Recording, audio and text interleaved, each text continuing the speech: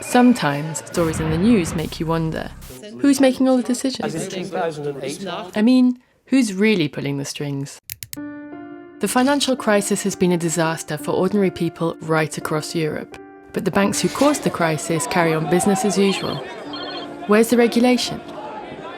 There are chemicals being used that we know cause serious illnesses and contaminate the environment. Why are they still being produced when safer alternatives are out there?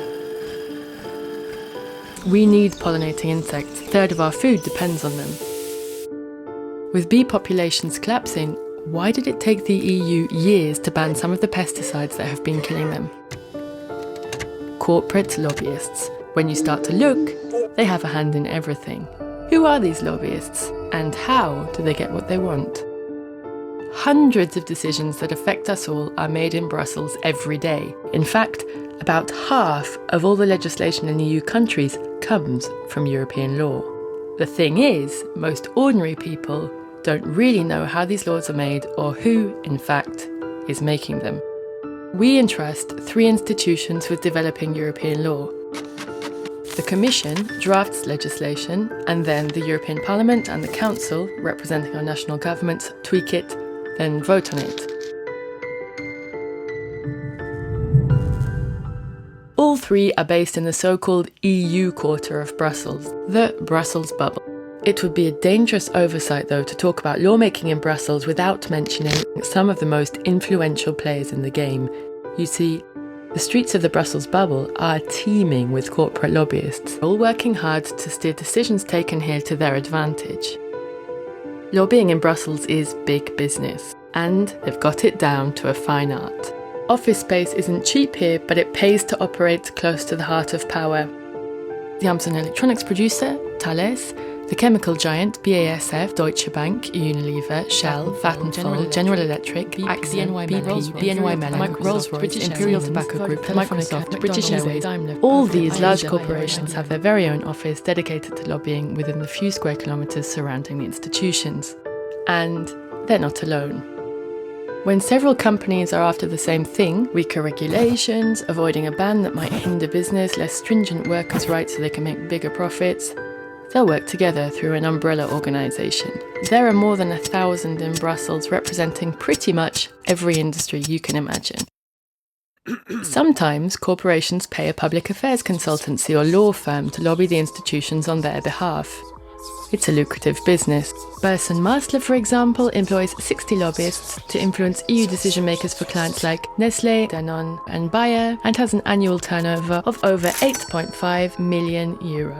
An objective-looking study or report from an academic-sounding think tank can work wonders to convince a politician.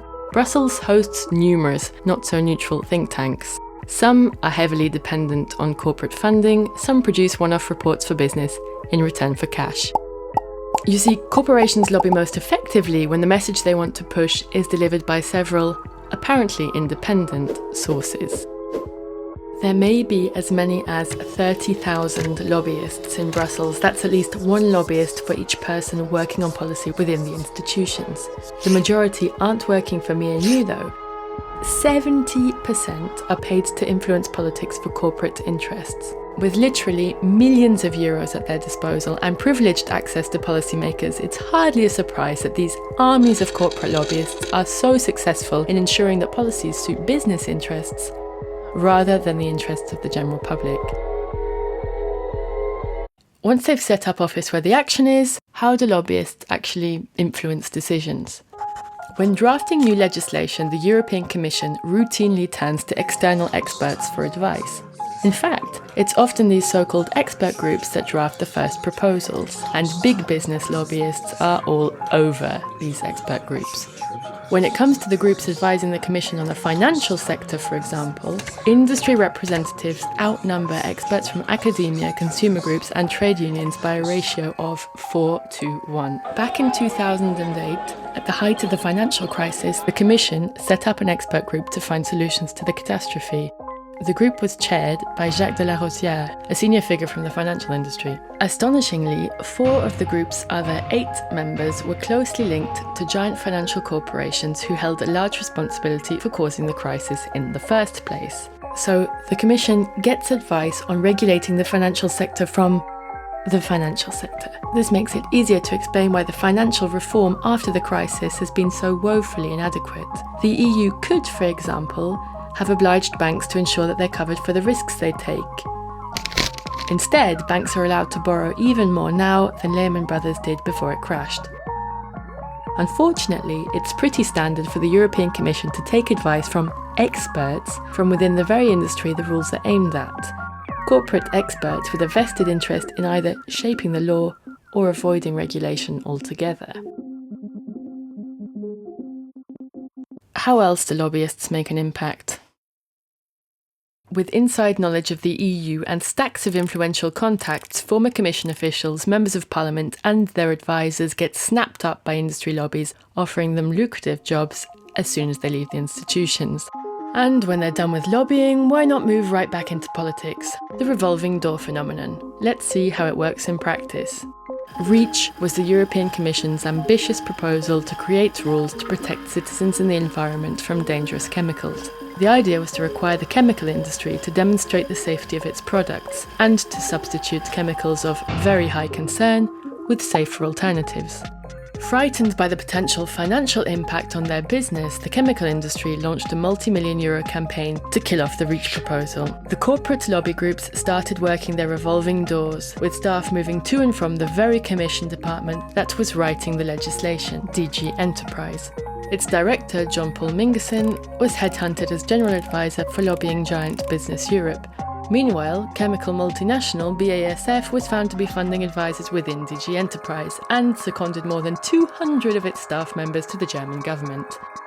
A lobbyist from the German Chemical Federation, VCI, also acted as an advisor to key members of the European Parliament. All this gave big chemical corporations privileged access to political information and made it far easier to influence the decisions. Their huge lobbying campaign proved to be enormously successful. REACH entered into force in 2007, but was dramatically watered down, with many loopholes allowing many of the more dangerous chemicals to remain on the market. Not every lobbying story ends that way. Take bees, for example. Bee populations in Europe have been in sharp decline, posing a real problem for our ecosystems and ultimately the food on our plates. So protecting these pollinators is essential.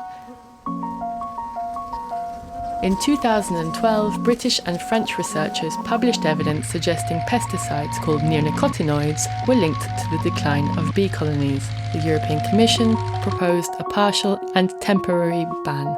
Sure enough, two of the companies producing neonicotinoids waged an all-out lobbying war against the ban. They sent menacing letters to the EU Food Safety Authority, scaremongered about losses to agriculture, and produced biased studies.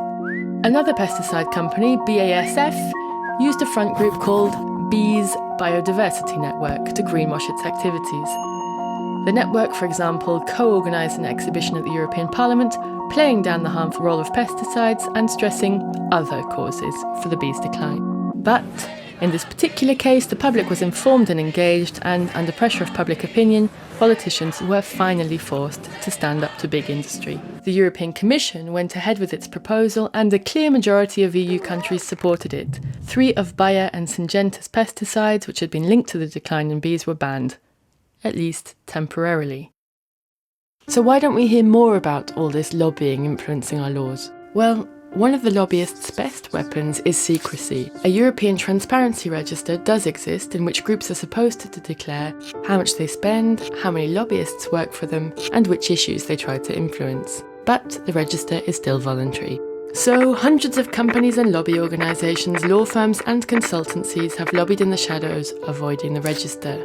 Corporate lobbying happens everywhere, right? Well, yes, but the issue is especially problematic in Brussels because a lack of expertise within the European institutions often leaves them looking for input from outside, and that input is often provided by lobbyists. Policy making in Brussels is very complex and not a topic too many people tend to get excited about.